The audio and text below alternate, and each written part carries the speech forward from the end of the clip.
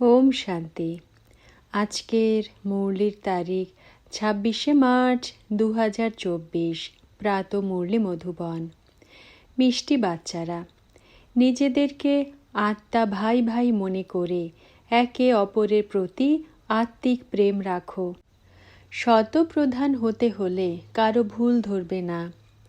প্রশ্ন: কিসের আধারে বাবার থেকে পদ্মগুণ অবিনাশী উত্তরাধিকার প্রাপ্ত করতে পারো? উত্তর: বাবার থেকে পদ্মগুণের অবিনাশী উত্তরাধিকার প্রাপ্ত করার জন্য স্মরণের যাত্রায় থাকো। একমাত্র বাবা ব্যতীত অন্য সব কথা ভুলে যাও। অমুকে এমন করে ইত্যাদি ইত্যাদি কথায় সময় নষ্ট করবে না। লক্ষ্য খুবই উচ্চ, তাই সদা শতপ্রধান হওয়ার লক্ষ্য রাখবে। বাবার ভালোবাসায় মগ্ন থাকো, নিজের সূক্ষ্ম চেকিং করতে থাকো, তবেই সম্পূর্ণ অবিনাশী উত্তরাধিকার প্রাপ্ত করতে পারবে। ধারণার জন্য মুখ্য সার। প্রথম পয়েন্ট: দেহী অভিমানী অবস্থা ধারণ করে সুখদায়ী হতে হবে। কারো কোনো ভুল ধরবে না। নিজেদের মধ্যে খুব ভালোবাসার সাথে থাকতে হবে, মতভেদে যাবে না। দ্বিতীয় পয়েন্ট: অন্য সব কথা ছেড়ে একমাত্র বাবার থেকে গুণ গ্রহণ করতে হবে। শতপ্রধান হওয়ার চিন্তা করতে হবে।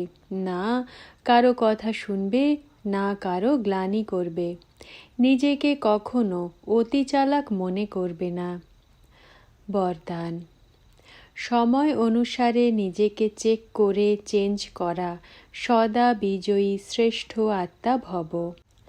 ব্যাখ্যা: যারা সত্যিকারের রাজযোগী তারা কখনো কোনো পরিস্থিতিতে বিচলিত হয় না। তো নিজেকে সময় অনুসারে এই রীতিতে চেক করো, আর চেক করার পর চেঞ্জ করে নাও। কেবল চেক করলে তো হৃদয় বিদীর্ণ হয়ে যাবে। চিন্তা করবে যে আমার মধ্যে এও দুর্বলতা আছে, জানি না ঠিক হবে কি না।